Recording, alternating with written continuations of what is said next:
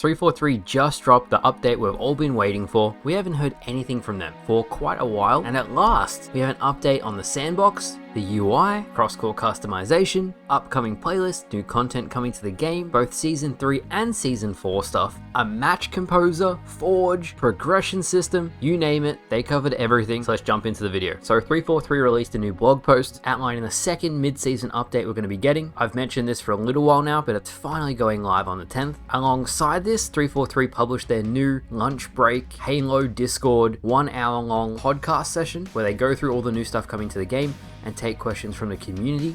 A lot of really good stuff in here, both in the blog post and the podcast. So first, let's start off with the Sandbox. So starting next week, Super Fiesta will be an official mode on Halo Infinite, ranked King of the Hill. Now when you enter a hill, you'll instantly start getting time. You don't have to capture the hill anymore. The Disruptor will no longer do damage over time. It's more of a pistol now than an electrical weapon. They changed this because on high ping connection, the damage over time wasn't really working. I'll have all the changes of everything they're making up on screen as I talk about it. Spike grenades are actually being changed to become closer to the Halo 3 version. More or less, 343 said it requires tighter precision, but more rewarding for good placement, which is great. Dynamo grenades are having their radius halved, but they do more damage. So basically what they're doing is rewarding people for using accurate grenades. Forge is going to see a lot of quality of life updates on the 10th. Most notably, if you're on Xbox, you now get a ping counter. So if you're making a map, you'll be able to see what sort of frame rate you get when you test the map. Now to my favorite part of the update, the user interface. And when you play Halo Infinite now, only 5 playlists are on screen. You have to scroll down to see all the playlists. With the update coming up next week, you will now be able to see every single playlist. Changes to the UI is something we all want. And finally, it seems like they're actually addressing the problems that we have with Halo Infinite. Cross-core customization. Now, Sketch actually said this. Cross-core, we don't have any updates to share today.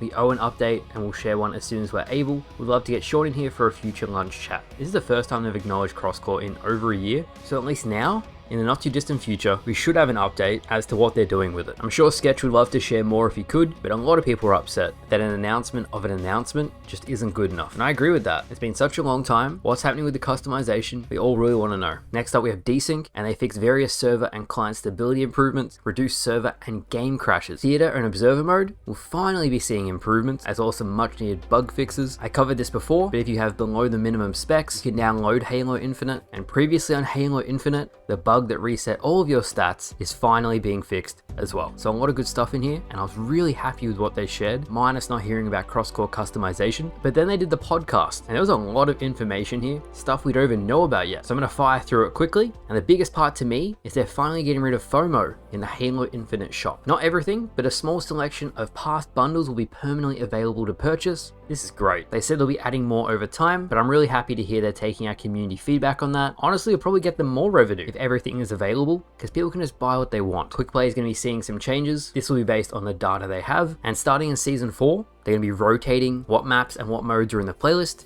Last Spartan Standing will return. They don't know when it's going to be back, and it needs some work, but Sketch said Last Spartan Standing will come back. Something I didn't expect was starting on the 16th will be a brand new Halo experience we've never had before. It's an experimental playlist that will always be changing, and it allows 343 to give us content faster, try some new wackier stuff we've never had before, and if it's well received, it will become its own playlist. The playlist will be called Combat Workshop. First one is going to be BTB Heavies, but say people want to do a classic Halo playlist or a fun wacky mode with some crazy settings, 343 is going to test it in that playlist. Of course, the community collection will still have new Forge maps as well. There'll be new Team Doubles Forge maps coming too. No update on Plaza from Halo 5 coming to Halo Infinite at this point. They've promised it within Season 3, but that isn't going to happen anymore. They also said from the point of starting the map to having it finished, it takes about 6 months, 4 months to make the map, and then 2 months to actually edit it and fix all the issues with it. There'll be new ranked maps on the way.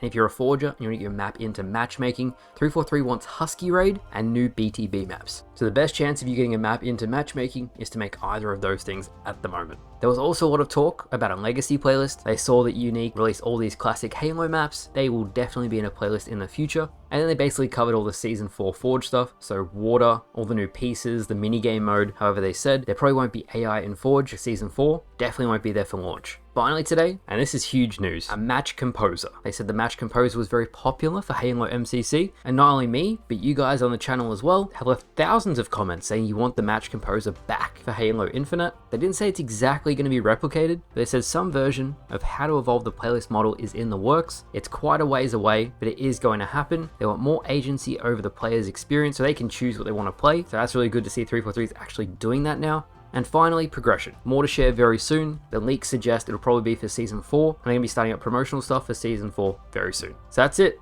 That's everything. That is a lot of information, and it's really good to see 343 communicating because we've really needed to hear this. Let me know what you guys think down in the comments below. Are you happy with what they've shared? What do you want to see more of? Let me know. But thank you guys for watching. I hope you all enjoyed, and I'll see you guys later.